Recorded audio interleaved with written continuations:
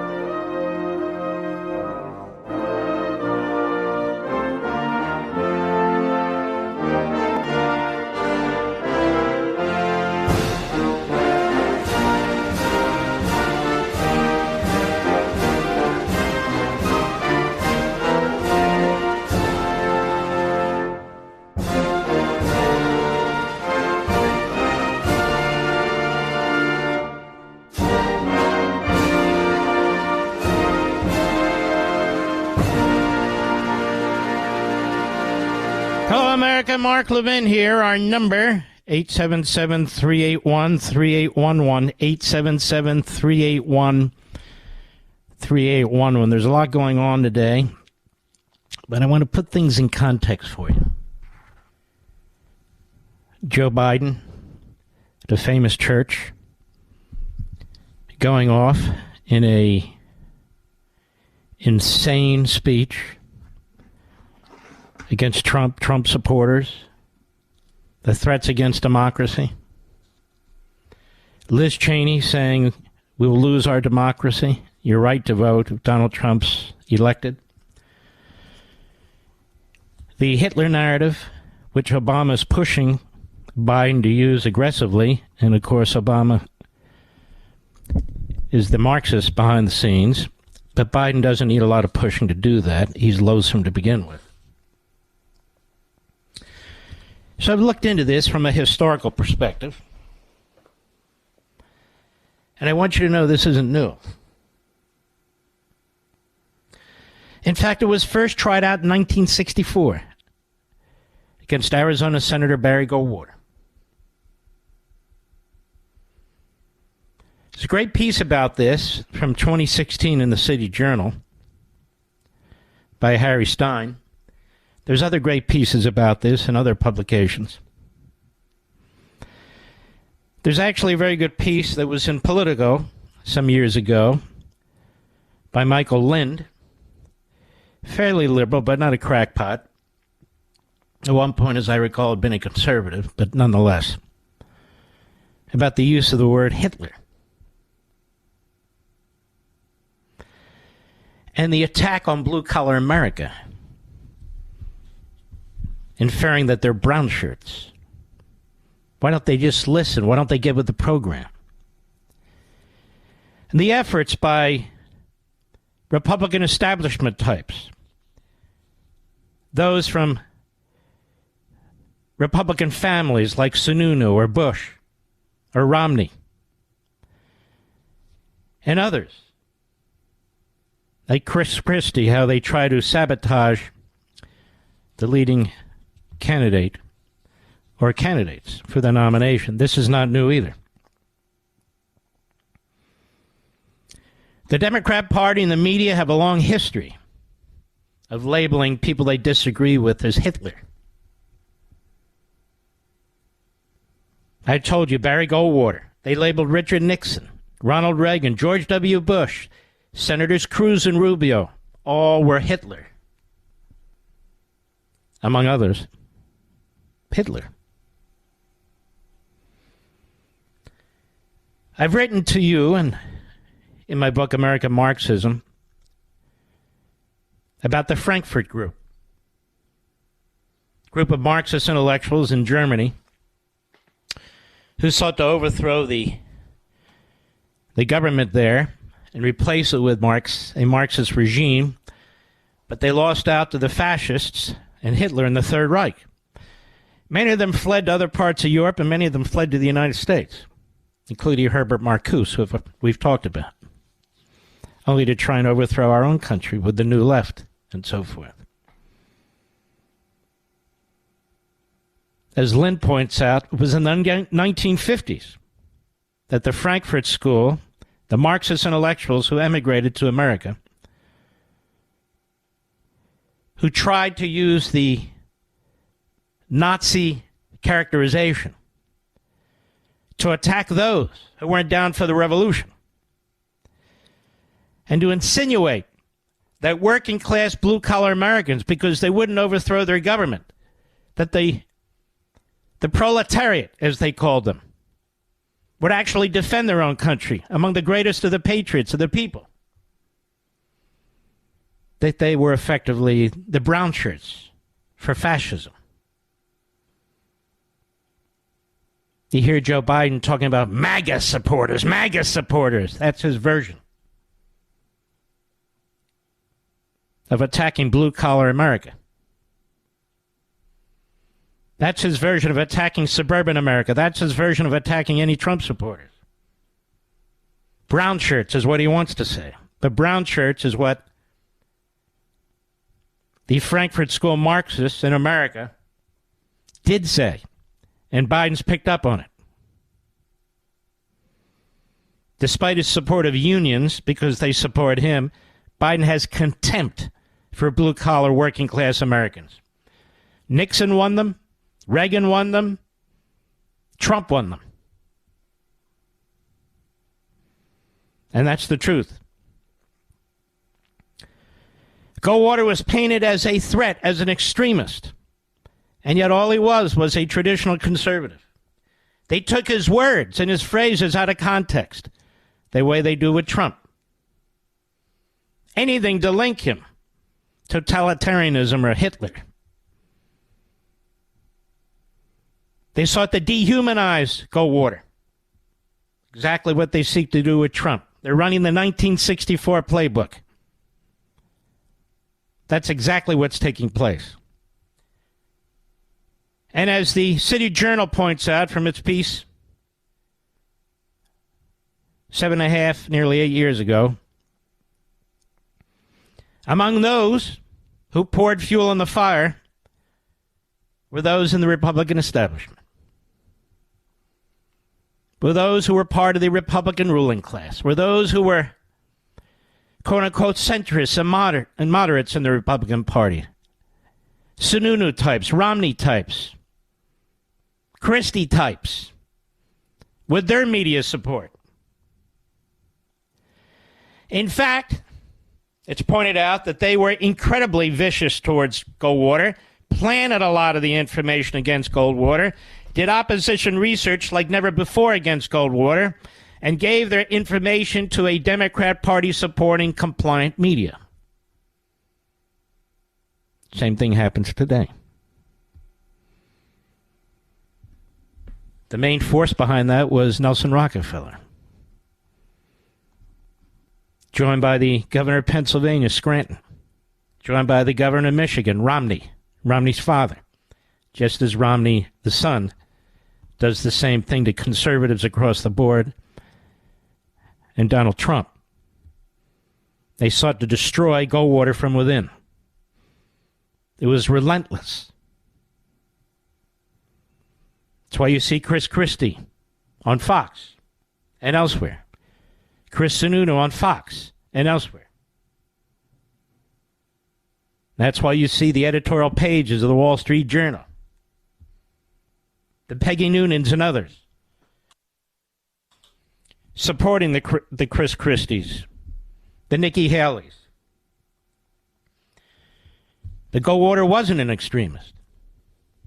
He was more libertarian, frankly, than conservative, but he was a libertarian conservative, and he had his views, and they tried to turn him into a fascist. This is the man who desegregated the National Guard of Arizona when it was a territory.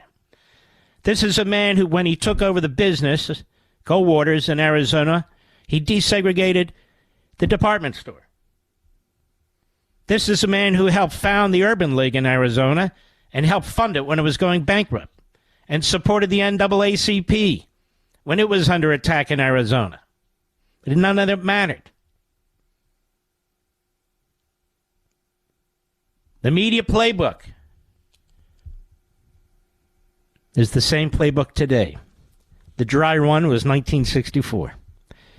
But even then, the media were at least concerned about being labeled partisan, concerned about being labeled the propaganda machine of the Democrat Party. They weren't cautious, but they didn't brag about it as they do today, as they hire Democrats to fill major anchor and hosting positions. That's what's going on today. And it's a huge problem for the American people when you have a corrupt media like this. So Joe Biden gets away with the comments that he makes without any scrutiny whatsoever. Any scrutiny about what he's saying, any scrutiny about the past. And the media have an inordinate influence in this country.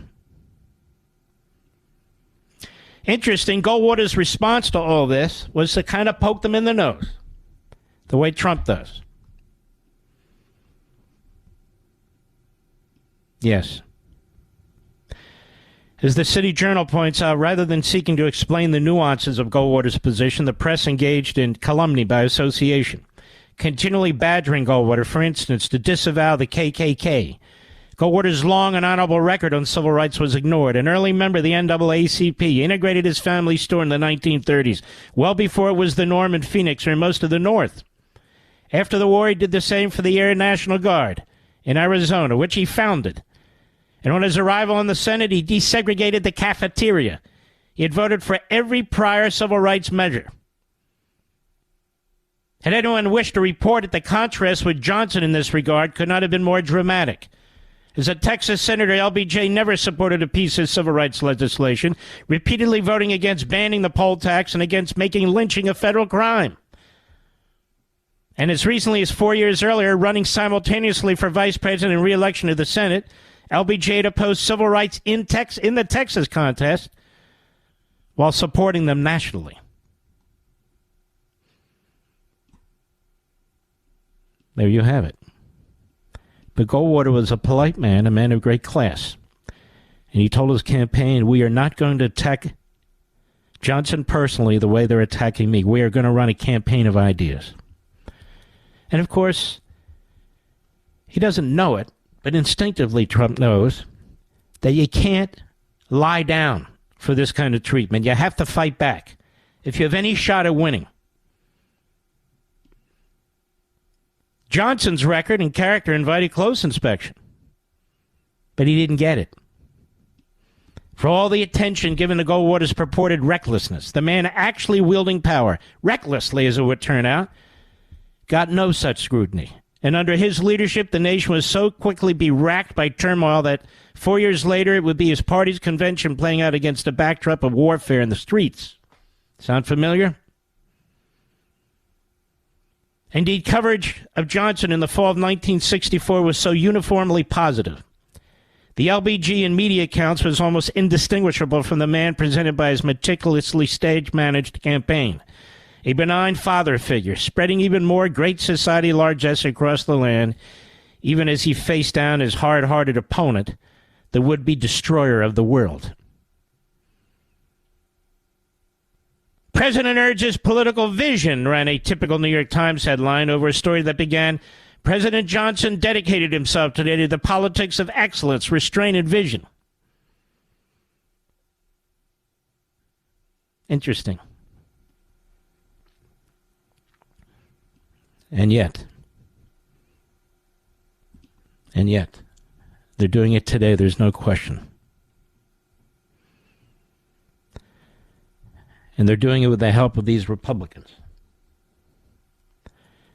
And Biden, with the help of Obama, is running the 1964 rerun of LBJ against Barry Goldwater.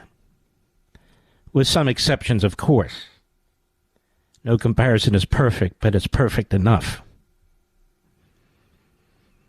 And this ideological attack was given birth by communists, Marxists, who came to this country in the late 30s and the 40s to escape Hitler, but to promote Marx. And so today everybody's Hitler and nobody's Hitler. I think it was George Orwell who said fascism is referenced so often, and he was an anti-fascist, that we don't even know what it means anymore. I'll be right back. Mark Levin.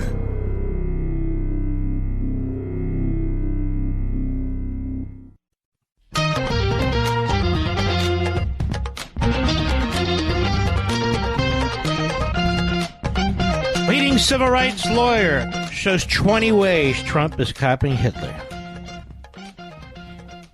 You should look at these headlines, where they name Trump and Hitler in the same headline.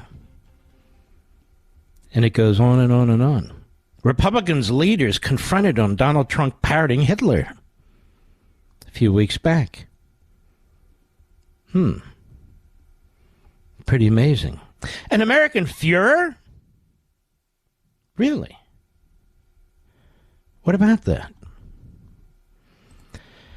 And, of course, they use their comedy types. December, Stephen Colbert calls out Trump for scarily Hitler comparison. What do you think of that? The Democrats and their culture know what to do. They've done it before. They've done it to virtually every Republican president or leading Republican candidate for president. But they really kicked it in gear against Goldwater, Reagan, and now Trump. And the media repeats it. And it repeats it even more than ever before because the media are populated with Democrats, Republican grifters, and malcontents and disgruntled former Trump employees. So they regurgitate this stuff. Foreign policy in focus. It's time to take the Nazi Trump comparison seriously. No, I'm not going to take it seriously.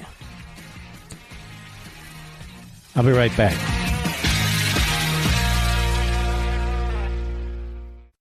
If you want to talk to Mark, we have two numbers for you to call. For regular Americans, call 877-381-3811. For liberals, call 877-381-3811.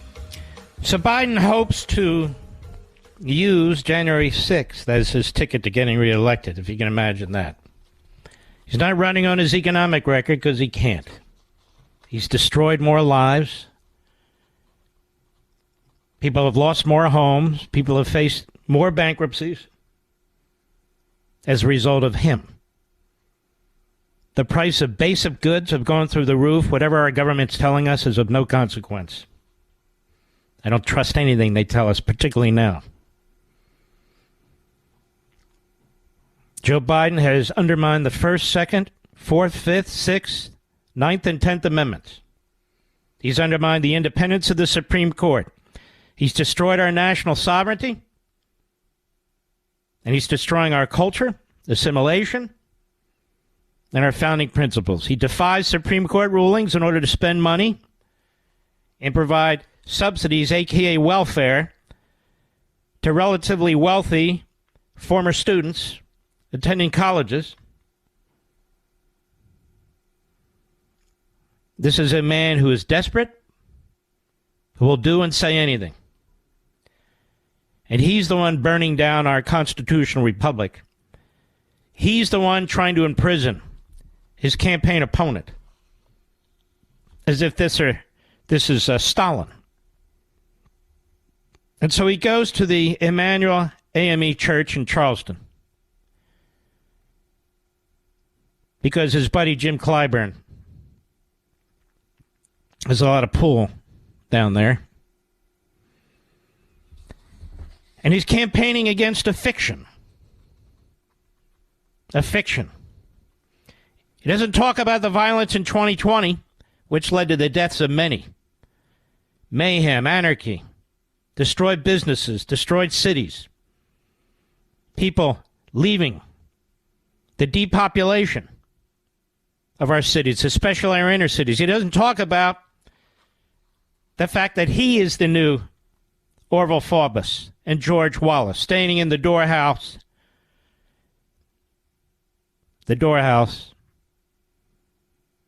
to schools to prevent little black kids and others from going to better schools. That's him. And nobody else. He can't run on his so-called civil rights record. He doesn't have one. He can't run on his record for helping the middle class, poor people, and even people who are upper middle class, because he doesn't have one other than destruction. Standardized tests are going down as little kids are taught about genitalia and brainwashed about all kinds of sinister things pushed by the left. He's now made 2 speeches in 3 days, all but accusing Donald Trump of being Hitler. Well, the Hitlerians in his party are in the streets, or in our colleges and universities, students, faculty, and administrators. And he's yet to give a speech to denounce any of them, because they're his voters.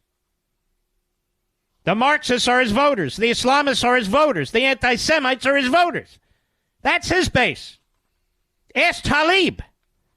Ask Sanders. Ask AOC. They're his voters.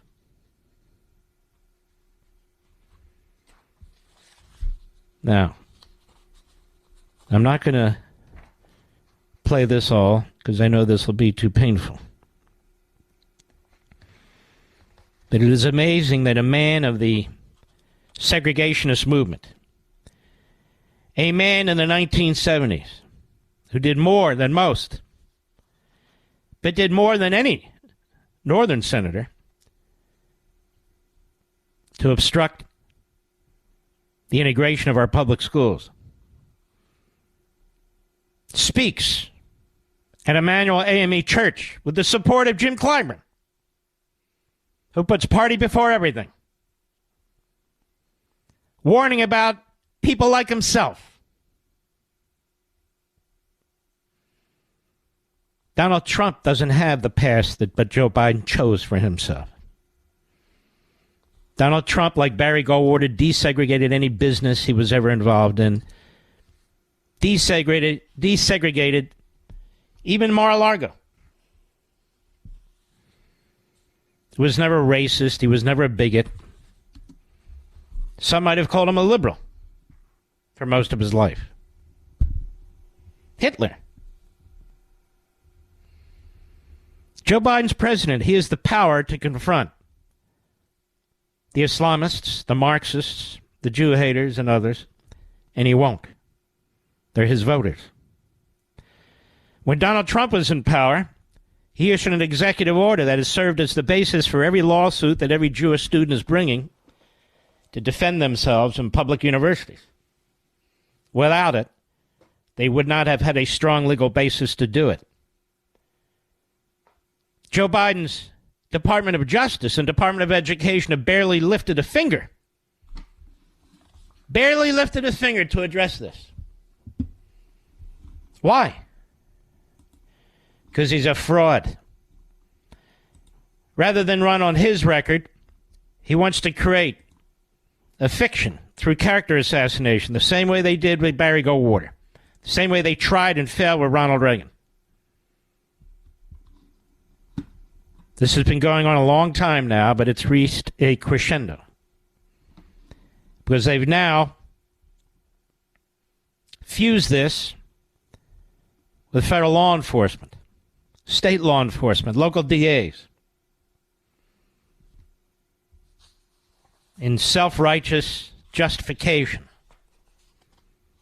for not only calling Trump Hitler, but imprisoning him.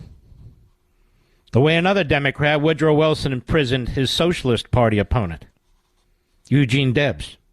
Did you know that? Used the same law. The Espionage Act that was passed in 1917, amended in 1918, to attack free speech. Thousands of people were rounded up. Much like January 6th. Thousands of people who didn't do anything. We're not talking about the obvious individuals who were violent. This is the Woodrow Wilson playbook. That's also being applied. Censorship. Censorship. I want you to listen to what the U.S. Attorney in Washington, D.C. said, and he's still the U.S. Attorney despite the special prosecutor. His name is Matthew Graves. He and his wife were big supporters for Obama before he got the promotion to U.S. Attorney in Washington, D.C. That would be the most powerful position of any U.S. Attorney because of all that goes on in Washington, D.C. And he gave a press conference last Thursday that I'm sure you didn't hear about. Because we got to spend 95% of our time trashing Donald Trump. There's not a lot of time to do anything else. Now listen to what this man says. Those of you who are of an open heart, a good heart, a rational and objective mind, your jaw's going to hit the floor. Cut 19, go. An important note when it comes to our prosecutions about those who remained outside the building. We have used our prosecutorial discretion to primarily focus on those who entered the building or those who engaged in violent or corrupt conduct on Capitol grounds. But if a person knowingly entered the restricted area without authorization, they had already committed a federal crime. Make no mistake, thousands of people occupied an area that they were not authorized to be present in the first place. Got that?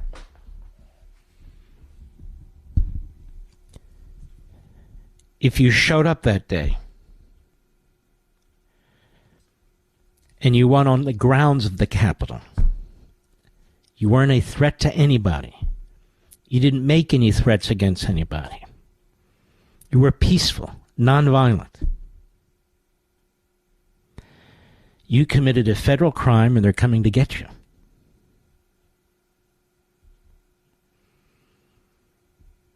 Where are the civil libertarians? Where's the ACLU? Where are the media? They support it. Because what they know and they have finally figured out is that this is a regime that will go after conservatives and Republicans and MAGA. But they will not throw that blanket on Democrats, Islamists, Jew haters, Marxists, violent rioters from 2020, those who sought to breach the White House. No problem. Black Lives Matter, Antifa. Antifa's an idea, don't you know? Black Lives Matter is a fantastic civil rights movement, don't you know? So people who were mulling around, Mr. Producer, on the grounds of the Capitol, who probably didn't even know where the hell the line was between the grounds of the Capitol and not. It's a big area, ladies and gentlemen. It takes up acres of area. They're now going to try and track them down? Well, they're letting out recidivists, violent criminals, before they spend 1 hour in prison to commit heinous acts against the American people. This is where we are. I want you to listen to this again. I don't know. I'm just guessing. You haven't heard this before. But as soon as I saw it, I sent it to Mr. Producer and I said, grab this. This is unbelievable. This is Matthew Graves, the U.S. Attorney in Washington, D.C., an Obama hatchet man. Now you tell me who's Hitlerian.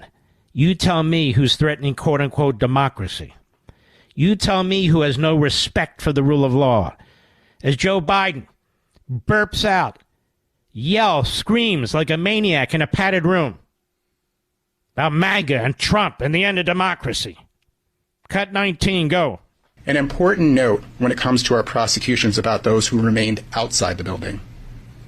We have used our prosecutorial discretion to primarily focus on those who entered the building or those who engaged in violent or corrupt conduct on Capitol grounds. But if a person knowingly entered the restricted area without authorization, they had already committed a federal crime. Make no mistake, thousands of people occupied an area that they were not authorized to be present in the first place. Thousands of people.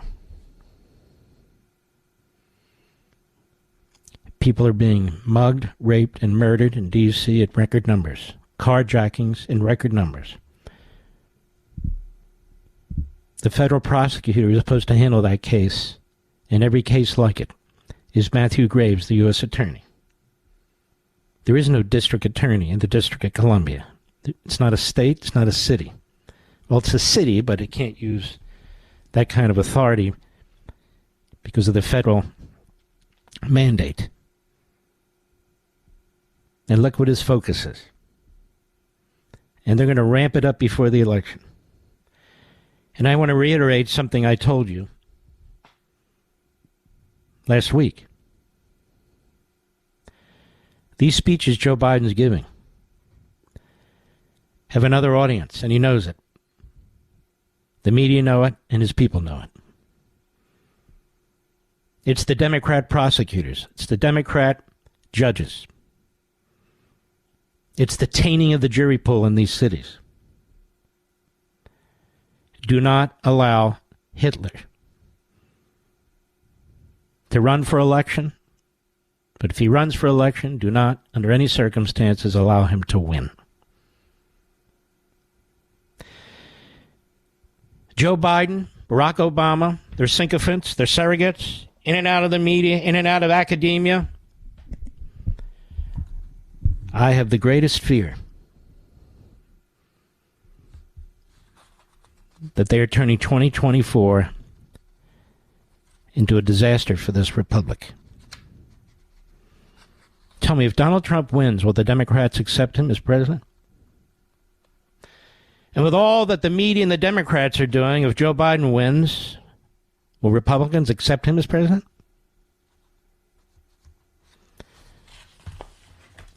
People are lighting bonfires all over this society. All over. And they don't give a damn. They don't give a damn about the country. They don't give a damn about the Constitution. They talk about the law. They don't care about the law unless they can use it against their enemies.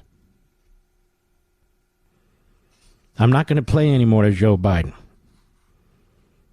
Any more than I would play audio of mentally disturbed individuals on our streets screaming at passersby. That's Joe Biden. I'll be right back. Mark Levin.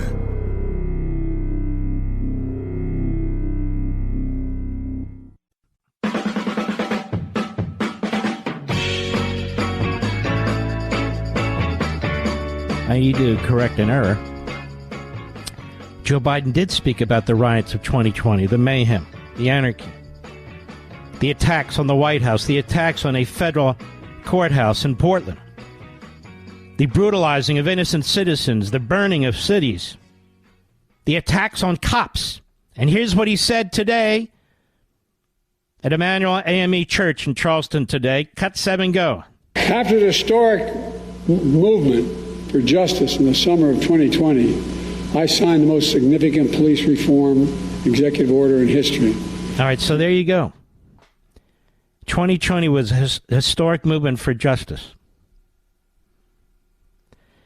I certainly hope Trump, DeSantis, and all the others, they or their surrogates, are listening to this program. I want to repeat.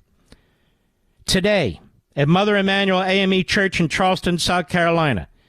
Let's play that first part again, Mr. Producer. Biden said the following. Go. After the historic movement for justice in the summer of 2020, I signed the most significant police reform executive order in history. I have no idea what the hell he signed, and neither does anyone else. But whatever it was, and wasn't reform, it was destruction.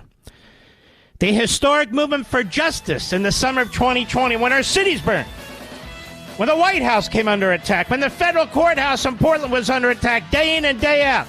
Day in and day out. Mr. Democracy.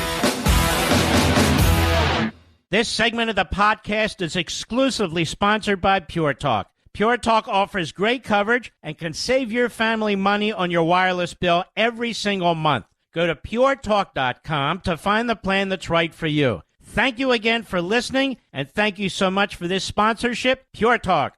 He's here. He's here.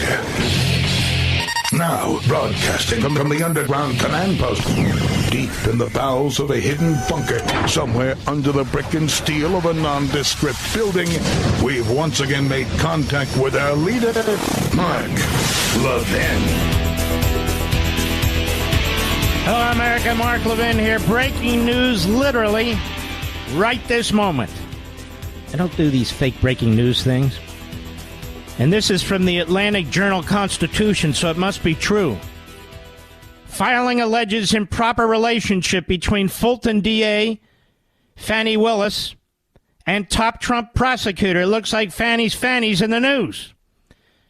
Here it is. District Attorney Fani Willis improperly hired an alleged romantic partner to prosecute Donald Trump and financially benefited from the relationship, according to a court motion filed today, literally minutes ago, arguing the indictment was unconstitutional.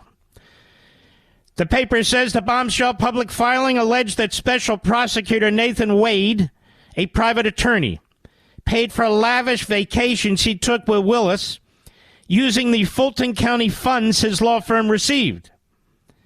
County records show that Wade, who has played a prominent role in the election interference case, has been paid nearly $654,000 in legal fees since January 2022 alone. The DA authorizes his compensation. The motion, filed on behalf of defendant Michael Roman, a former Trump campaign official, seeks to have the charges against Roman dismissed and for Willis, Wade, and the entire DA's office to be disqualified from further prosecution of the case. Pallavi Bailey, a Willis spokeswoman, said the DA's office will respond to Roman's allegations, quote, through appropriate court filings, unquote. Well, what happened? She loves the press. She can't ever keep her big mouth shut. Wade did not immediately respond to requests for comment. It's unclear if the explosive issues raised in the filing undermine the validity of the indictment against Trump, and the remaining 14 co-defendants are simply muddy the waters by questioning Willis' professional ethics. This is where the media starts to burp in. They're trying to give direction to the court. They're trying to create ambiguity where there is none. The filing also offers no concrete proof of the romantic ties between Willis and Wade, except to say sources close to both the special prosecutor and the DA have confirmed they had an ongoing personal relationship. Well, 2 points to that. Then why did the Atlantic Journal-Constitution run with it, Mr. Producer? And that's number one. And number two, why didn't the DA make a statement immediately? Say this is a lie and we'll bring judicial ethics charges against the defendant. That is the defendant's lawyer. It alleges that Willis and Wade have been involved in a romantic relationship that began before Wade was appointed special prosecutor. It says they traveled together to Napa Valley in Florida, and they cruised the Caribbean using tickets Wade purchased from Norwegian and Royal Caribbean Cruise Lines, although the filing did not include documentation of those purchases. You know, obviously we'll have to at some point. But the Atlantic Journal-Constitution isn't barred from digging into this on their own, are they? No. But they don't want to. The motion also said the check sent to Wade from Fulton County and his subsequent purchase of vacations for Willis could amount to honest services fraud, a federal crime in which a vendor gives kickbacks to an employer. Why doesn't the Atlantic newspaper, the Journal-Constitution, start filing the equivalent of FOIA requests and demanding to interview people and go surreptitiously to mid to low-level individuals and get anonymous sources? You know, that's the way they attack Republicans all the time. Yes, it would be a federal crime. Maybe in a RICO statute, Mr. Producer. Maybe they could use the RICO statute against the entire DA's office. Why not? In fact, it says it. I hadn't read it. It is also possible this could be prosecuted under the federal racketeering statute, the motion said. I like this lawyer. Roman's lawyer, Marietta attorney Ashley Merchant, wrote that the motion is not filed lightly, nor is it being filed without considerable forethought, research, or investigation. But the issue had to be raised and must be heard because the issues, quote, strike at the heart of fairness in our justice system. And if left unaddressed and unchecked, threaten to taint the entire prosecution of this case, invite error, and completely undermine public confidence in any outcome of this proceeding. People should take lessons from this. Lawyers representing defendants in Washington, D.C., lawyers representing defendants in Atlanta, Georgia, lawyers representing defendants everywhere in Trump world or close to Trump world need to go on offense. They need to take it to the government. They need to take it to these prosecutors. They need to do their own research, background checks on these people. They're all human beings. They're all imperfect. And some of them are very imperfect. Willis and Wade, the motion contends, have been engaged in an improper clandestine personal relationship during the pendency of this case, which has resulted in the special prosecutor and in turn the DA profiting significantly from this prosecution at the expense of the taxpayers. A problem with Wade's appointment is that it was not approved by the Fulton Board of Commissioners as required by law, the motion said. The motion also questions Wade's credentials, contending he has never prosecuted a felony case. Yeah, but he knows a good vacation spot. Wade entered into his special prosecutor contract on November 1, 2021, just one day before he filed for divorce in Cobb County, the motion said. Don't you love the media? And, of course, by love I mean hate. By men we mean women, and by women we mean men. You get the point. Don't you love them? They question the filing, which is done, at great exposure to the people making the filing. And the media could delve into this very easily. They could dig into this. Why don't they? In the motion, Merchant said she reviewed the divorce case file at the Superior Court's clerk's office and made copies of certain documents. But the case file was later improperly sealed because no court hearing was held as required by law, the motion said. These are the charges that were brought against Trump and so forth. Because the case remains under seal. Wait a minute. I'm talking about it's not well written. What's under seal? Apparently is the divorce record.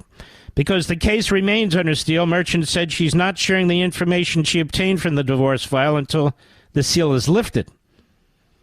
That's a page out of Obama's playbook. I like it. She also said she's asking a judge to unseal the case file. Roman's filing also resurfaces an accusation previously made against Wade that his 2 oaths of office were not filed in court prior to his work on the case, thus misrepresenting himself as a duly authorized special prosecutor. Judge McAfee, wake the hell up, previously rejected that argument, stating the requirements don't apply to contractors working on single cases, and that the defendants didn't establish a constitutional violation or structural defect to the grand jury process that warranted dismissing the case. You see, all the pressure is on judges to keep going at it. They keep going. Now, some of them love the celebrity, like the one in Washington, D.C., like that clown in New York. But the others, who usually are straight shooters, are under enormous pressure.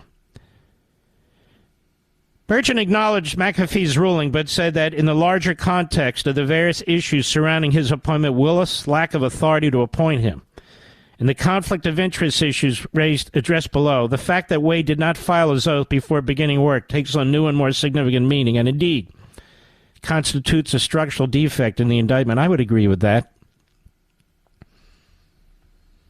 Why didn't she go through the process, and why didn't he go through the process? Because if they're having an affair, they're hiding it. That's why. And they don't want to put these signed oaths and so forth out there.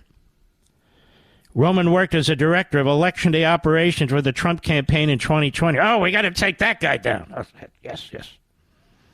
He was charged with 7 felony counts, I should say, in Fulton. most of them conspiracy charges in conjunction with his role helping organize slates of Trump electors in battleground states. One by Democrat Biden, including Georgia, has pleaded not guilty. You know, I'll tell you what's killing me about all this stuff. There was a big leak. There was a big leak out of the thug special prosecutor's office in Washington, D.C. yesterday, and nobody noted it. I didn't have time to get to it. And the leak is obviously intended to help the government and harm Donald Trump and to taint the jury pool. And, of course, as, you know, food for the media. Those leaks are crimes. I documented months ago, over a 6-month period, over 40. I'll bet at this point there's over 80. This was the latest. And the insinuation was that one of Trump's closest advisors had testified in a way that would harm Trump. Now, you understand, you're in front of that grand jury. Maybe you're there for 8-10 hours. Maybe you're there for 2 or 3 days. And they start cherry-picking stuff. And there's no way to counter it when they start leaking it. It's not a court of law. It is them taking the information and leaking it. Or they do interviews now, subsequent to the indictment. Same thing. They start to leak it. And so this idea that Donald Trump was either disinterested in the violence that was taking place on January 6th, like it or not, that's not a crime. It doesn't prove a damn thing. We're talking about the criminal justice system, the prosecutorial process. Not opinions, not beliefs, not whether you like or dislike something or someone or the way they reacted. That has nothing to do with this. What this prosecutor is doing is he's building a case of opinions. He's building a case based on insinuations and inferences. He's building them around 4 charges that have absolutely nothing to do with January 6th, not even close. And so he is using the courtroom to prosecute, to argue against, and he hopes persuade a jury that really doesn't even need to be persuaded. Just give them the name of the person and they're likely to say guilty on something. Particularly with Joe Biden running around, howling like a coyote, going on and on about Hitler. He's Hitler. He's against democracy. Purposely. Poisoning every single jury pool in the country. And by the way, there's Donald Trump with gag orders. With gag rules. Don't you dare say a nasty thing about the judge or the Department of Justice. Don't you dare question witnesses. He's Hitler. That's okay. But don't you dare say anything nasty about anybody in our process here. Don't disrupt it. Yeah, right. I'll be right back. Mark Levin.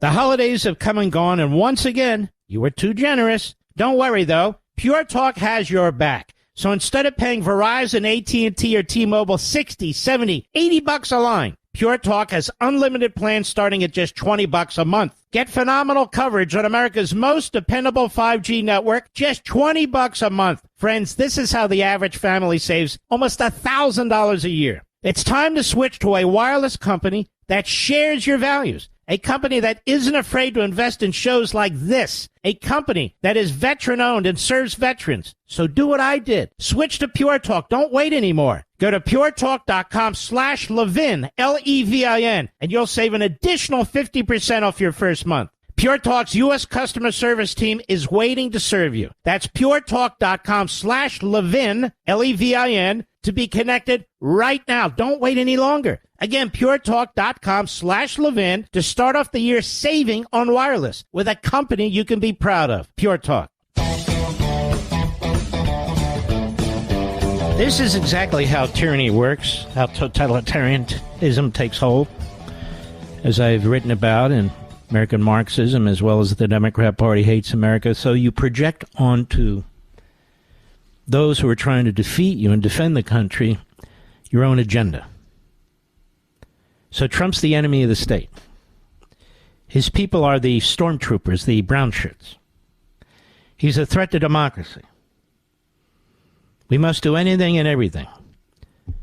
Phony prosecutions, radical judges, 90% Democrat juries, whatever it takes.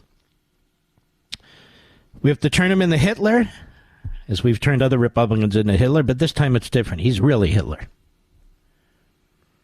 We have to repeat the big lie, and we just have to overwhelm any ability to push back. And so here's Jake Tapper, who brings a reprobate, James Clyburn, on. This is a man who is contemptible through and through, and you'll hear why in just a moment. Cut 8, go. So let's start with President Biden's trip tomorrow to historic Mother Emanuel AME Church. What are you hoping to hear from President Biden? And is it fair to tie in any way what happened at the Emanuel AME Church to Donald Trump? Donald Trump had barely launched his campaign when that attack happened. So let's stop right there. This is sleazy propaganda by Jake Tapper. He's been around long enough. He could teach this course. So you raise an outrageous, unconscionable question, because in the form of that question, the substance that you are suggesting is that Donald Trump is responsible for the murder of those black parishioners by the white supremacists. And then he says, but we really can't blame him, can we, Congressman Clyburn? Because, his campaign, barely launched.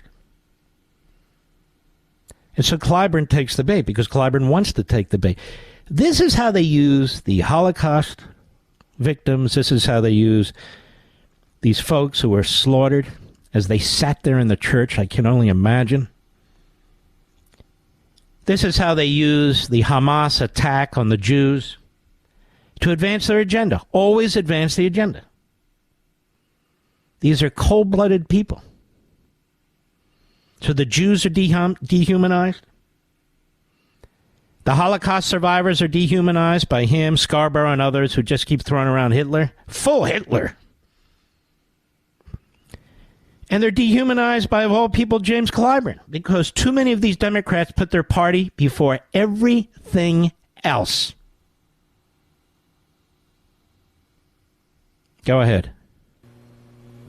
Well, thank you very much for having me, Jake. I think it is very clear that Donald Trump's utterances way back before Charlottesville, or at the time of Charlottesville, ties him to what happened at Mother Emanuel. All right, that's enough.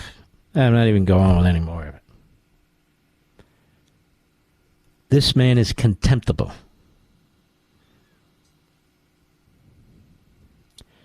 I am telling you, they talk about these dog whistles. The dog whistles are everywhere. From the media, from the Democrat Party, from their Marxist and Islamist surrogates, that Donald Trump is fair game. This effort to dehumanize him constantly is not only sick, it is dangerous. Very, very dangerous. And all for power. And the propaganda, the pseudo events and pseudo news, the seizing on a word or a phrase. They'll never do that to Biden. Never. And so now Donald Trump is responsible for the slaughter of the black parishioners that took place in 2015, I guess, Mr. Producer. The horrific mass murder. These parishioners welcome this man into their open arms at their church. He pulls out a pistol and murders every one of them. And Donald Trump had a role in that. I'm telling you, folks, all we can do is hope and pray that there are enough people who haven't lost their minds and lost their senses, who reject a corrupt, media that is promoting endlessly violence and dehumanization, and have enough sense to do the right thing down the road and vote the right way. I'll be right back. The holidays have come and gone, and once again, you were too generous. Don't worry, though. Pure Talk has your back. So instead of paying Verizon, AT&T, or T-Mobile $60, $70, $80 a line, Pure Talk has unlimited plans starting at just $20 a month. Get phenomenal coverage on America's most dependable 5G network, just $20 a month. Friends, this is how the average family saves almost $1,000 a year. It's time to switch to a wireless company that shares your values. A company that isn't afraid to invest in shows like this. A company that is veteran-owned and serves veterans. So do what I did. Switch to Pure Talk. Don't wait anymore. Go to puretalk.com/Levin, Levin, and you'll save an additional 50% off your first month. Pure Talk's U.S. customer service team is waiting to serve you. That's puretalk.com/Levin, Levin, to be connected right now. Don't wait any longer. Again, puretalk.com/Levin to start off the year saving on wireless with a company you can be proud of. Pure Talk. Mark Levin, the research arm of conservative media. Call in now, 877-381-3811. Mr. Producer, will you please invite Matthew Graves, the U.S. Attorney for Washington, D.C., on the program, please? Any day, any time the program's on. I'll clear whatever's here to have him on. He's going to go after thousands of people who were on the Capitol Hill lawn. Some of the people listening to this program are probably now shocked and upset, stressed, because it may have been some of them. It's not how this works. I'll prove it to you. This is from our friends at Post Millennial. Biden's DOJ not investigating pro-Hamas agitators holding U.S. visas. Let me repeat it. The Department of Justice is not investigating pro-terrorist agitators holding U.S. visas. These are foreigners. That is, they're aliens from other countries who get better treatment than Americans, who are not terrorists. It appears that concerns regarding the potential electoral consequences of protecting Jewish Americans and enforcing American anti-terrorism laws and her sympathy for Hamas's aims are inappropriately biasing the department's decision-making. This is from American First Legal, a complaint filed by the American First Legal Foundation. This is Stephen Miller's group. With the Office of the Inspector General to investigate the DOJ obtained by the Washington Free Beacon alleges that the Biden administration has ignored the spike in attacks against Jews in the U.S. following Hamas's attack on October 7. They killed over 1,200 people.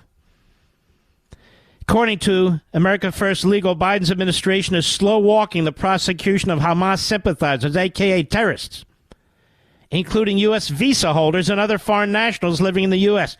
Remember, Mr. Producer, behind this microphone, I said that needs to be scrutinized immediately? Well, they're not. It said they're chasing down American citizens, monitoring them, censoring them. God almighty. Citing information from U.S. officials and DOJ attorneys, the organization wrote in the complaint, it appears that concerns regarding the potential electoral consequences of protecting Jewish Americans and enforcing American anti-terrorism laws and or sympathy for Hamas's aims are inappropriately biasing the department's decision-making. American First Legal has also reportedly filed a FOIA with the Education and Homeland Security Departments to find out why the Biden administration is not reporting or prosecuting U.S. visa holders and other foreign nationals who support Hamas, a.k.a. terrorism, and are targeting Jews on college campuses. Yes, democracy. American First Legal Senior Counsel, Director of Oversight and Investigations, Reed Rubenstein, told the outlet on October 7, pro-Hamas extremists, many of whom are foreign nationals, launched a campaign of intimidation and violence against American Jews in the streets and on campuses. But the Biden administration's Department of Justice, which fully mobilized federal law against American parents speaking out at school board meetings, has been conspicuously silent. He added, this silence is purposeful purposeful and as a result of leftist anti-Israel ideologies in the bureaucracy, and in part White House political concerns that protecting American Jews will suppress Democrat voter turnout among the pro-Hamas community. And there's Biden. Oh, he's defending democracy. Oh, Trump is Hitler. Oh, Trump supporters are stormtroopers. Oh, Trump's responsible for what happened in 2015 when the white supremacists murdered black parishioners. Trump's responsible. How many murders and deaths and rapes, people sold into sex slavery, families torn asunder, is Joe Biden responsible for? How come he's not responsible for anything? According to the complaint, despite patent nationwide law breaking. Having trouble reading. I have to close my left eye. Often by foreign nationals targeting American Jews and Jewish institutions.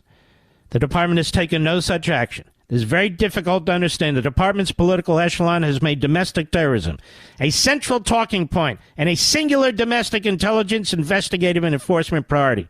Now, this is what's interesting.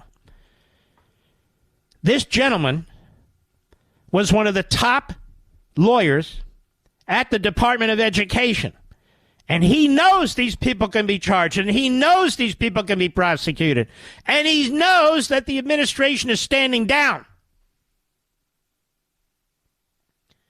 The group added the department's inspector general, that's DOJ, should investigate whether political considerations have impermissibly infected the department's investigative and enforcement decision-making with respect to the above described pro-Hamas activity. So we've asked the question here, are they going through the student visas? Are they looking at who's overstayed their visas? Are they looking if any of these people have ties to terrorists or terrorist organizations? The answer is no. No, they're not. Instead, last Thursday, the U.S. Attorney Matthew Graves for Washington, D.C. said they're trying to find out the thousands of people who were on Capitol Hill grounds on January 6th. Not in the building, not close to the building, no violence whatsoever, because they want to prosecute them. Tell me, how many leftists have gone into the Capitol building and interrupted, obstructed the proceedings of Congress and their committees? Many. Boy, I'm sure they've thrown the book at them. They never throw the book at them. Of course, there's more.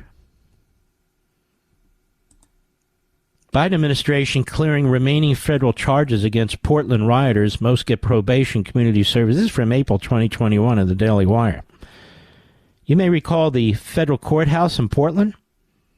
Are we supposed to protect our federal courthouses? I mean, after all, the godlike figures who we call Your Honor, the judges, work there. Isn't that obstructing an official act, official business? It went on for more than 2 months. Antifa, Black Lives Matter, went on for more than 2 months. A courthouse in a major American city under siege day in and day out. Police officers being brutalized, casualties taking place, weapons being used. And most of the people get probation and community service. Oh, my. Democracy. And how come we don't put June 1st on our calendar? June 1st, 2020, Mr. Producer. How come, America, we don't put June 1st on our calendar? On and around June 1st, 2020, was when Democrat Party militia, that is Black Lives Matter, Antifa, and other reprobates and malcontents, unleashed a siege against the White House while the President of the United States was there. How come that's not an insurrection? And they injured 60 Secret Service personnel. 60. I wonder if the good judges in Washington, D.C., from Chunkin and others, even Lambert, how many cases have they heard from our federal government involving that incident? And did they throw the book at the defendants? More than 60 Secret Service officers and special agents sustained multiple injuries in 3 days' worth of violent clashes stemming from the protests demanding justice for George Floyd in Washington, D.C. Let's go back again to the audio of Joe Biden, calling this a major civil rights event, Mr. Producer. Let's go to cut 7. Go. After the historic movement for justice in the summer of 2020, I signed the most significant... Enough of his BS. The historic movement for justice. They attacked the White House. Yes. That's okay. It's an historic movement for justice. And besides, Joe was in the basement at his home in Wilmington, probably thumbing through the classified information. Yes, that's okay. See, that's a historic civil rights event. Attacking the White House, injuring 60 Secret Service officers. That's not an insurrection. That's not sedition. Attacking a federal courthouse in Portland, Oregon. Multiple police officers and federal protection services. Those personnel injured. The courthouse couldn't do business for over 2 months. Oh, that's okay. It's a civil rights movement. You don't understand. Why don't we have our calendars all remade, reprinted? All the occasions that Marxist, leftist organizations attacked the Capitol building, shot members of Congress. Those were Democrat voters, after all. Tried to blow up the Capitol building. Come on, that was one of Obama's buddies, his group. The Pentagon, the White House. No. January 6th. Don't confuse us. Don't divert our attention. January 6th. I say we put all the dates on our calendar. All of them. All the dates on our calendar. When the Capitol was attacked, when the Pentagon was attacked, when the White House was attacked, when federal courthouses were attacked. All the dates on our calendar. When police precincts were attacked. I'd love to see it. There's the calendar. Now, who are the insurrectionists? Who are the violent reprobates? And can you imagine? They won't even go after the perpetrators. And here, the U.S. Attorney for Washington says people who are mulling around, not in the building, the Capitol, not near it, but on the grounds. You're next. Invite that a-hole on the program, Mr. Producer, please. And I'll bet he's a no-show. You see, these guys prefer leaking to their favorite newspaper, the Washington Compost, which, by the way, is going broke. But Bezos owns it, so he'll continue to pump his money into it. But it can't make money. Can't make money because you got a bunch of adults working there. Nobody wants to read that crap anymore. They revealed themselves, like the New York Slimes. Nobody's done more to reveal the history of the New York Slimes than I. Nobody. They were in bed with Stalin. They were in bed with Hitler. They were in bed with Castro. But all the news that's fit to print. I have no respect for people who work for that corporation. It's a corporation. It's a corporation with a bloody history. The hell wants to work for a corporation like that? Whether they're making utensils for the dinner table or whether they're reporting the news. Who would work for it? Would you seek out a corporation that was a mouthpiece for Stalin? That censored Hitler and the Third Reich? That helped promote the guerrilla communist campaign of Castro? Would you seek them out? Hey, I would like to where you're the most prominent. And they give awards to each other. You know what? You get an award. They gave an award to Walter Durandi, who was Stalin's mouthpiece for the New York Times for a decade. You get a Pulitzer Prize. Oh, thank God. Walter Durandi got a Pulitzer Prize. So did the New York Times. For all his great reporting. Well, the Ukrainians were being slaughtered again by the Russians. I looked at my Ancestry.com again. It was in a bunch of stacks of paper. My daughter's been going through things. She's writing about stuff. And there it was. So one side of my family comes from a Ukrainian part of Ukraine that was controlled by Russia. So it's considered Russia. The other side of my family comes from Russia. And so I sort of have two legs into this battle that's going on in Russia. And honestly, I don't say, oh, I'm a proud Russian or I'm a proud Ukrainian. No, I'm a proud American. But there you go. I'll be right back. Mark Levin.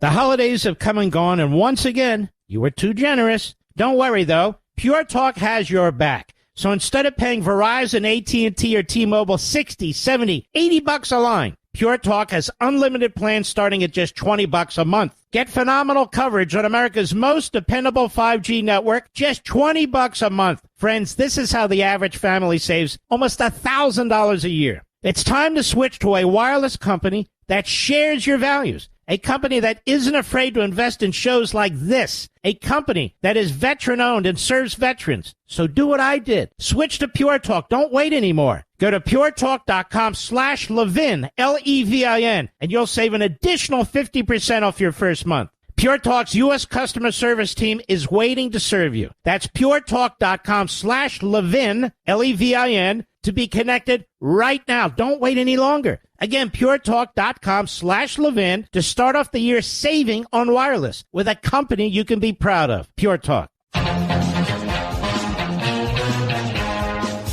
Biden at the church today. There's a protester, and he has something to tell the protester. Cut to go.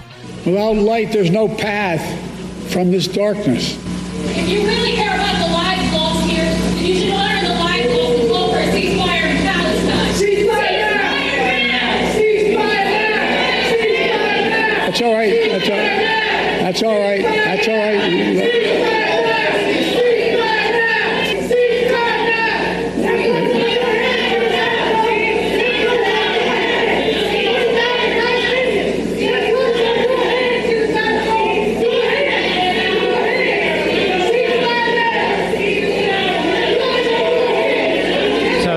Protesters are saying ceasefire now, and the crowd saying 4 more years. So these are basically Democrats fighting with Democrats.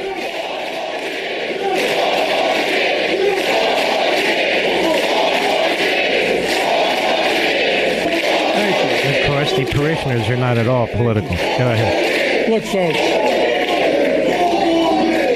I understand their passion, and I've been quietly working with the Israeli government to get them to reduce and significantly get out of Gaza. I'm using all that I can to do that. He's been quietly working on it, but he just announced it, and I've been telling you, been doing this, undermining Israel every step of the way. Israel must destroy Hamas, whatever it takes. And they must ignore, to the best of their ability, Biden, who is funding their enemies and our enemies. He's funding terrorism. He's funding a terrorist state. This will go down in history as a massive American humiliation, but we can't wait for history. It has to be addressed now. I'll be right back.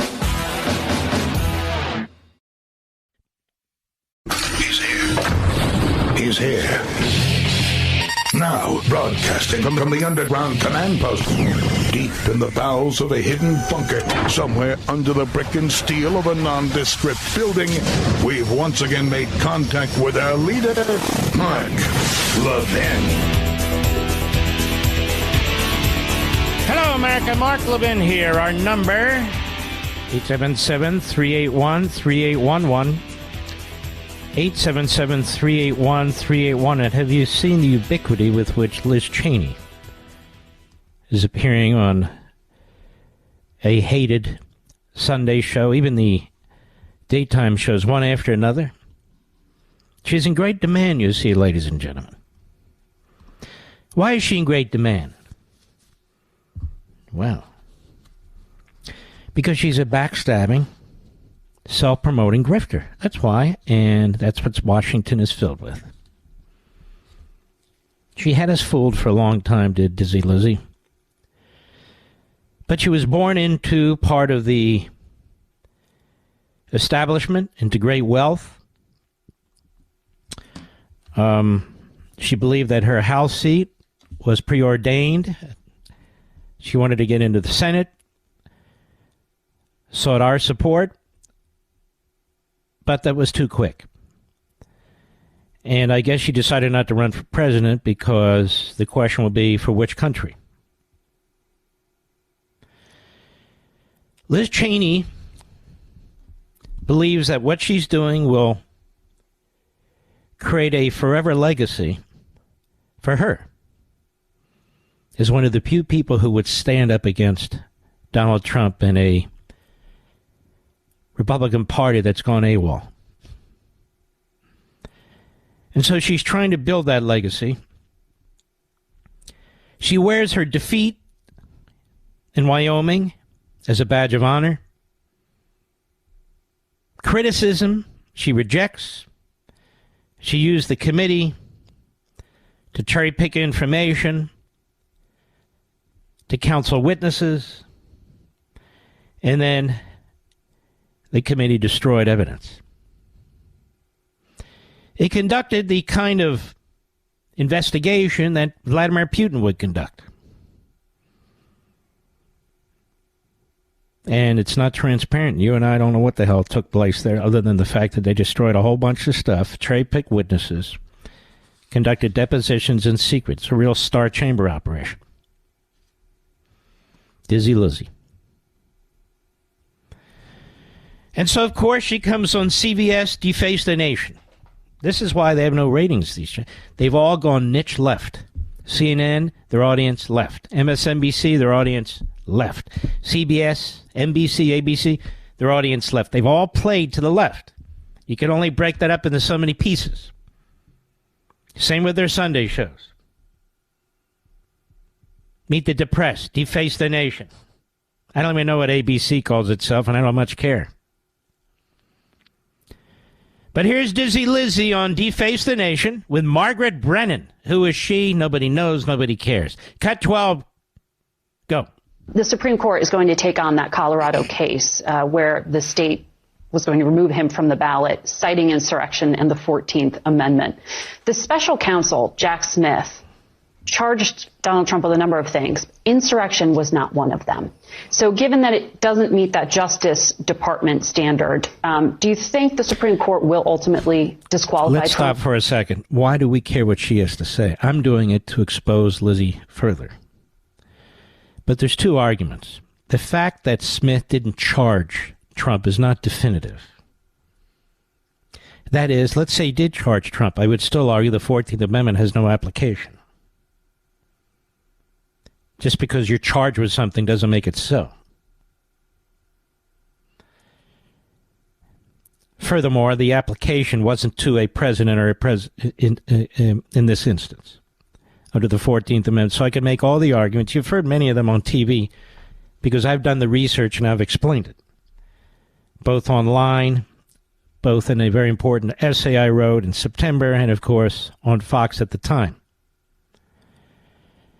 But let's hear what old Lizzie has to say. Go.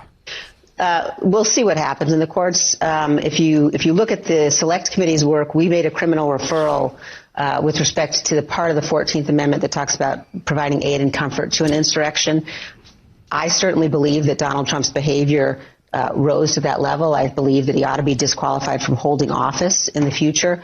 It's working its way through the courts. That's enough. I did this. I believe that. I, and I. So she cites herself as justification for denying Trump a ballot position. She cites the corrupt committee that made a referral. So that's good enough by her. And yet, if we want to play this game, as I was the first to explain, Donald Trump was impeached. A trial took place, a constitutional trial, such as it was, quite frankly, in the Senate, and he was not found guilty. But Lizzie is a constitutionalist. She's a little d Democrat. She believes in the system.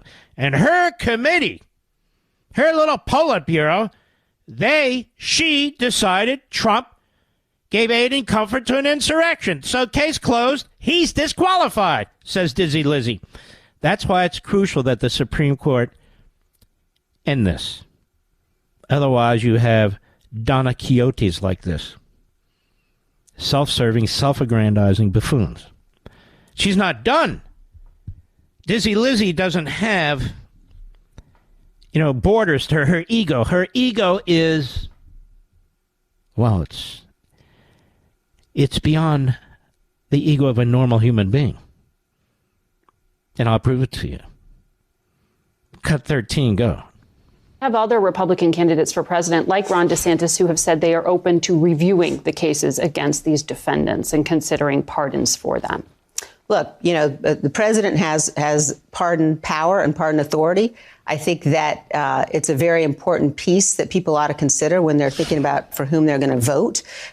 Someone who says that they would pardon individuals who assaulted the Capitol, who attempted to stop a constitutional process, who assaulted police officers. Yes, but the vast majority of people serving in prison didn't do any of those things, which is why she never talks about them. You know why? She wants them in prison. That's why. Go ahead. Battle. I had police officers, one tell me that it was like medieval hand-to-hand combat. The notion medieval hand-to-hand combat. What took place inside the Capitol building by those who were violent, which was not the majority, was a riot, not an insurrection. And Dizzy Lizzy doesn't talk to cops all over the country who had to face 2020, who had to face Antifa and Black Lives Matter, who have to today face Democrat voters, who loot, steal, beat, rape, murder, mayhem. So bad people are leaving the cities. They can't get out fast enough, if they can get out at all. Those are Democrat voters. They're perpetrators. These are Democrat cities. Hand-to-hand combat, she says. What were they doing at the White House when all the Democrats laid siege to the White House? Hand-to-hand combat. What were they doing in Portland? How come there wasn't a special subcommittee to investigate Portland? How come there wasn't a special subcommittee to investigate what took place at Lafayette Square in the White House? How come? Lizzie, no wonder you won't come on my show. You're a coward. Or what's the proper noun, or should we call it a pronoun, Mr. Producer, these days? Everything's a pronoun. A cowardice? Would that be okay? A coward X? No, just a coward. Go ahead. Would continue its efforts to whitewash that day. Mm-hmm. When the peaceful transition of power is at the core of the survival of our republic. There was a peaceful transition of power. It happened that night. Am I missing something, Mr. Producer? That's quite an insurrection, where the insurrectionists don't have arms, where the insurrectionists didn't use knives or guns, where the so-called head of the insurrection offered the National Guard, and the would-be victims denied it. And what are they talking about? It doesn't matter. You see, this is how it works, the big lie. Go ahead. That they're unfit for office. Ah, shut up, you idiot. I'll be right back. Mark Levin.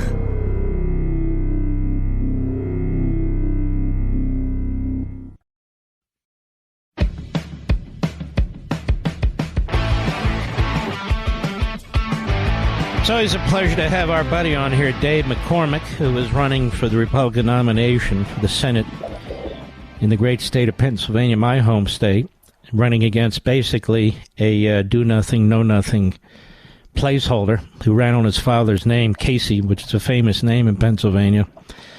And Dave McCormick, you were recently in Israel. You wrote a fantastic piece in the Wall Street Journal. Why don't you discuss with us what you saw and how Biden and Blinken are now really putting pressure on Israel to surrender? Yeah, hey, Mark, thanks for having me. This trip to Israel was incredibly emotional, but really instructive. I flew over there. We just had 36 hours on the ground, and I went to the kibbutz Kfar Aza, which was one of the places where there was 100 people brutally murdered, 600 meters from the Gaza border.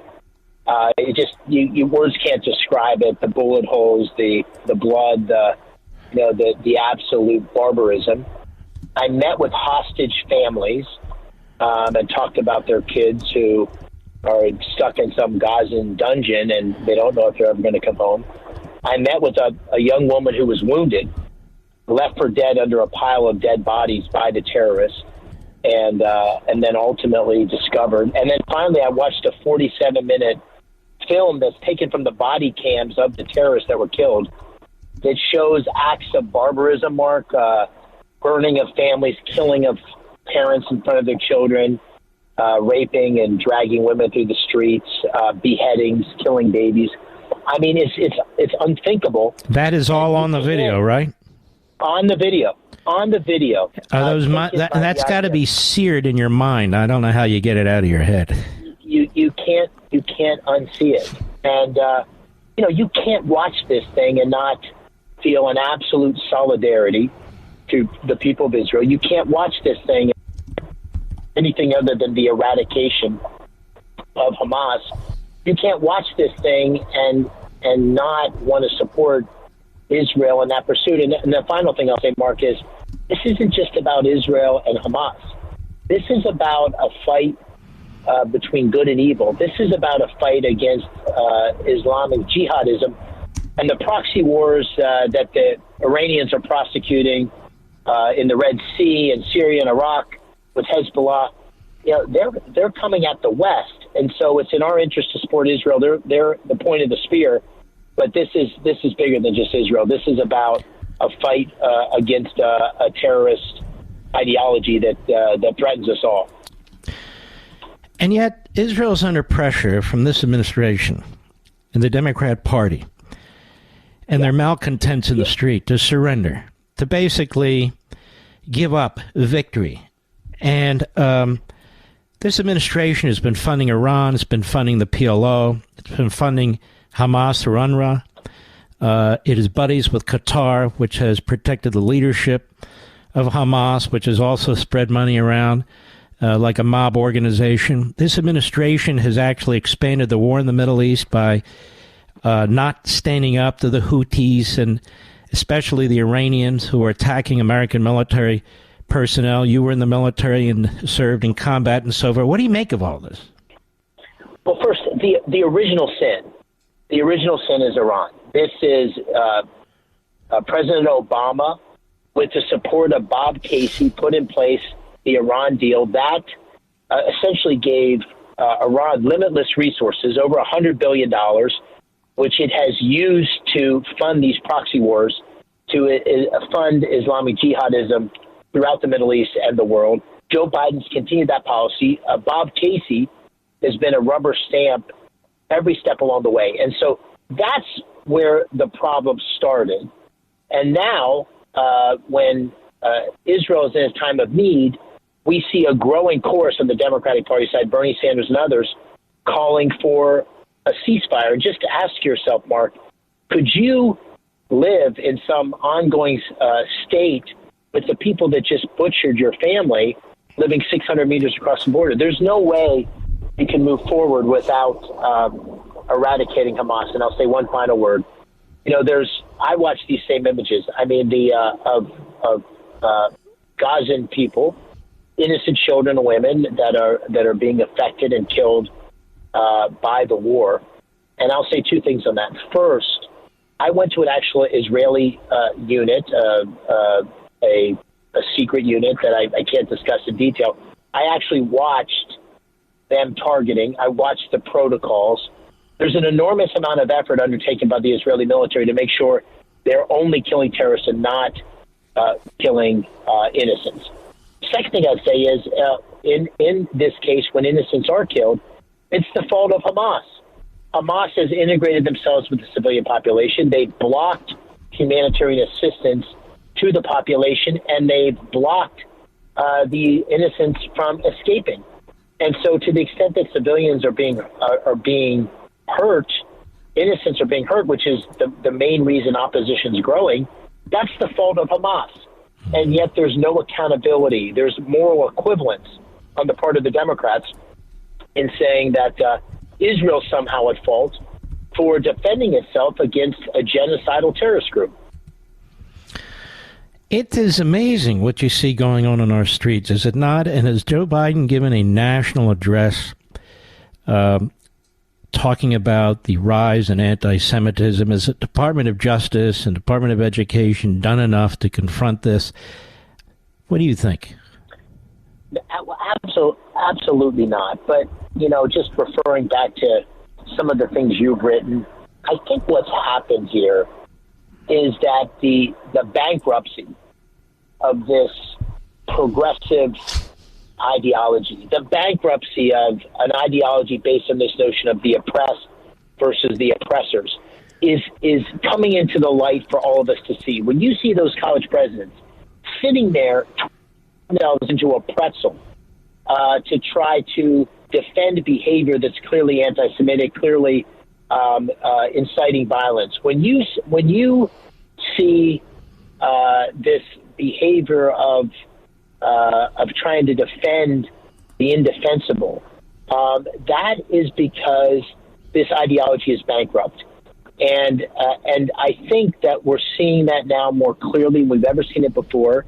And that's why I honestly believe that the Democratic Party is in such deep trouble, because you're seeing this fragmentation of this extreme ideology that most Americans can't imagine they want to be part of. And that's I think that's what's happening in Pennsylvania.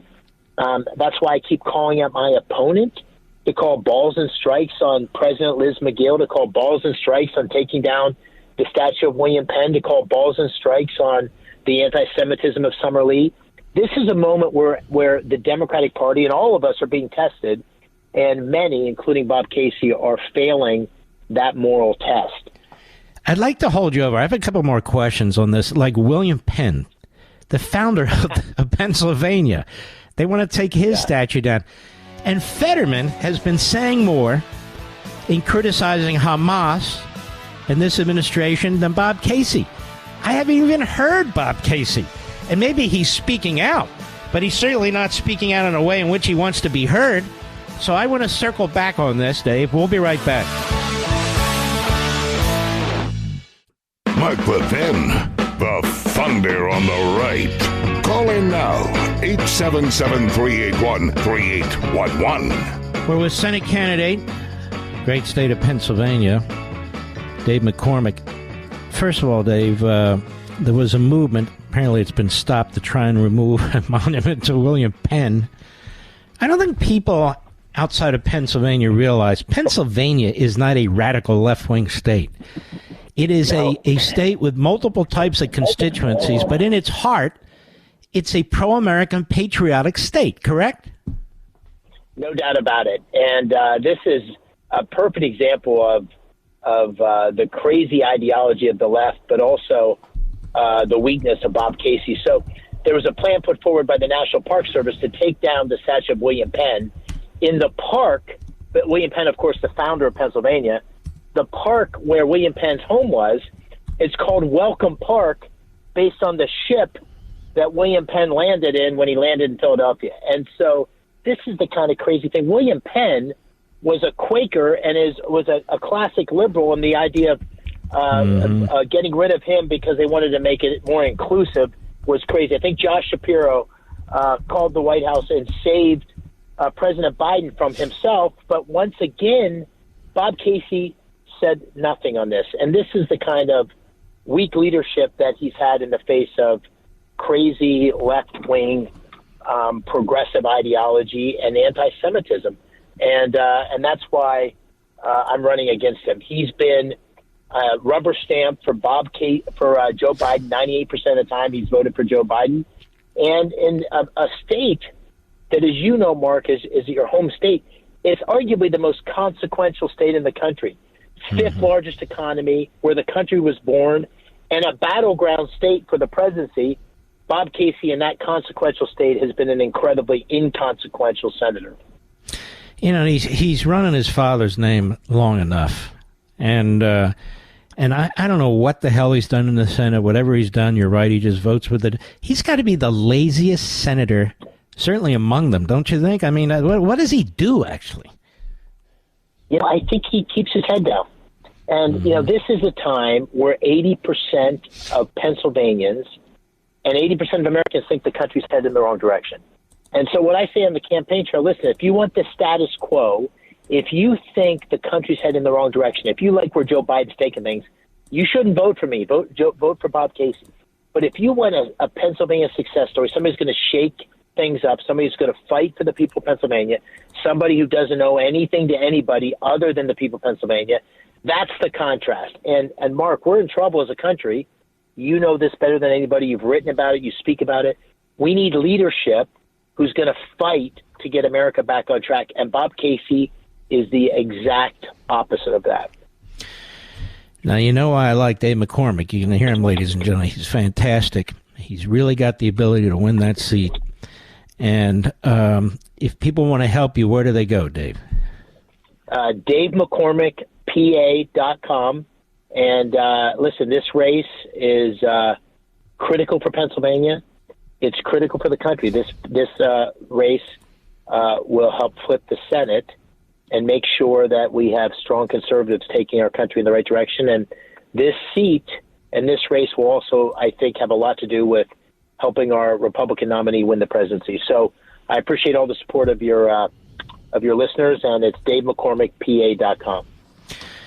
Well, you're a favorite here, and we really appreciate you, and we want to have you back. So we'll keep doing that. Thank you very, very much, and thank you for conveying what you saw over there. Yes, sir. God bless. Thank you. All right. God bless you, my friend. He's a good man. Be a great senator. I mean, look what they've got there now. Adult. And yet there he is voting Biden. This guy. I mean, the time for this is over, folks. You can make a difference. A lot of Democrats listen. We just got information. It's fascinating. I'm not allowed to share it. A breakdown. Do you see that, Mr. Producer? Of the audience. I mean, about 30% of the audience is independents. Isn't that what it said?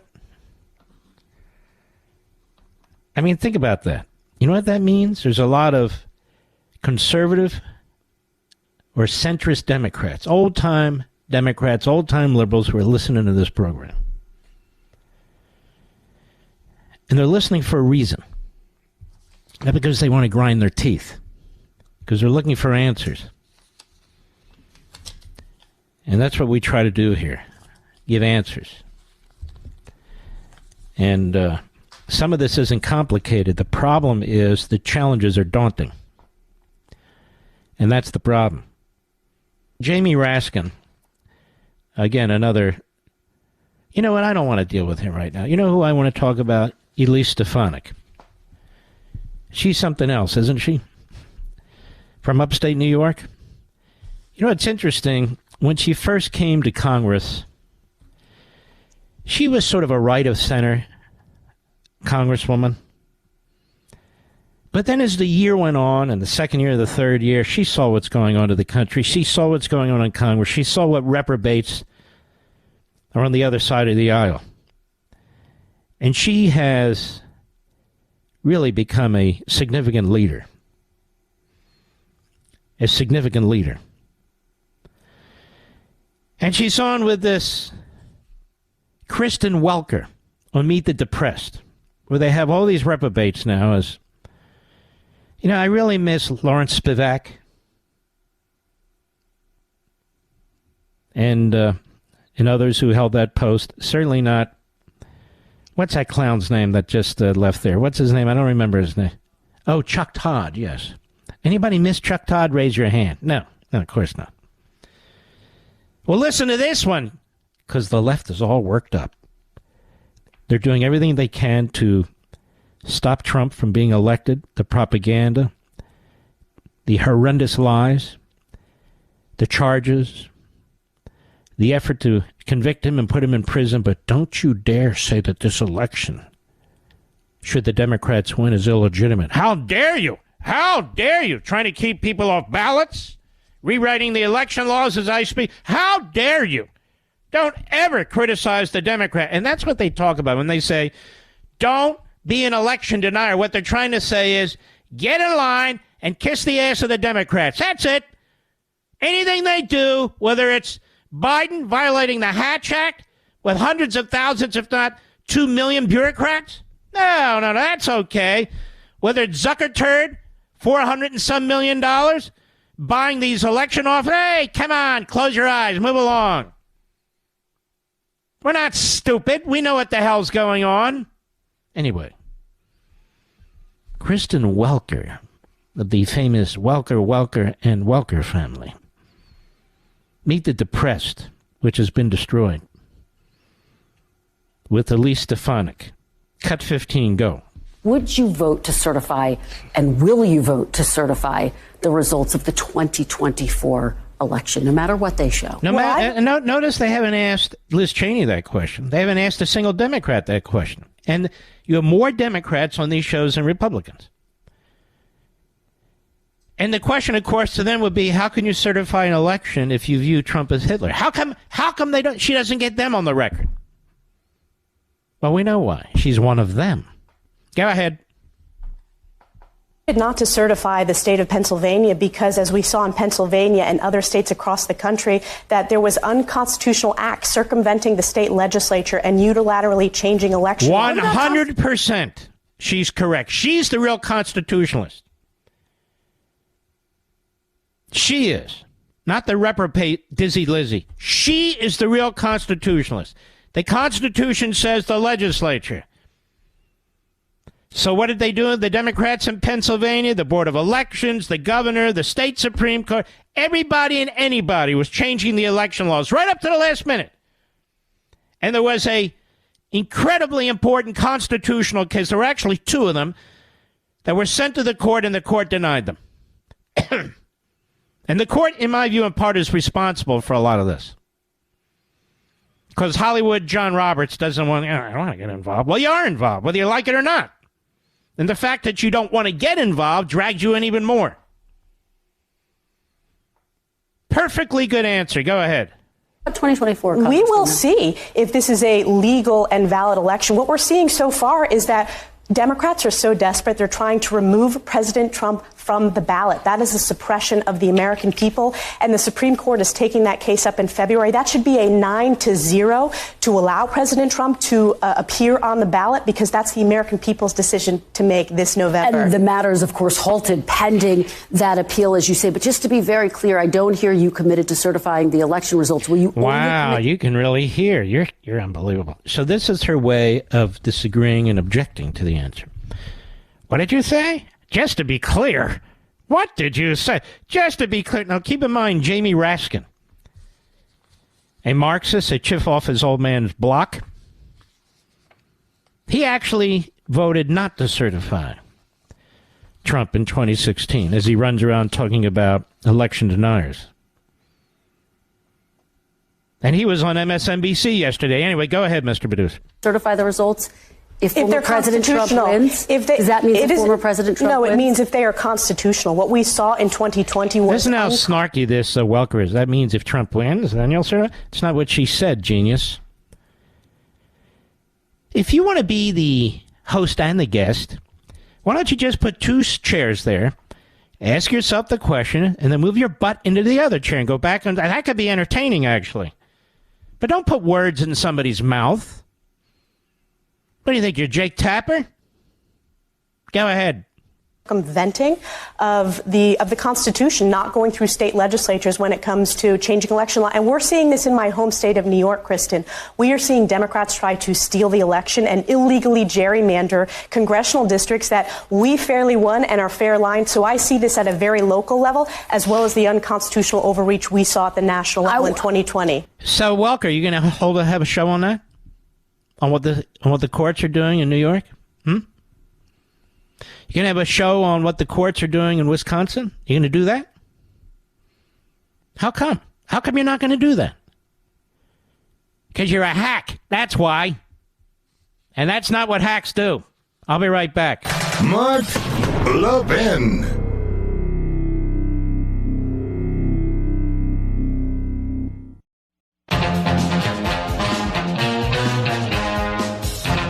Let's talk to Jane, Sarasota, New York, on the great WGDJ. Jane, how are you? Fine.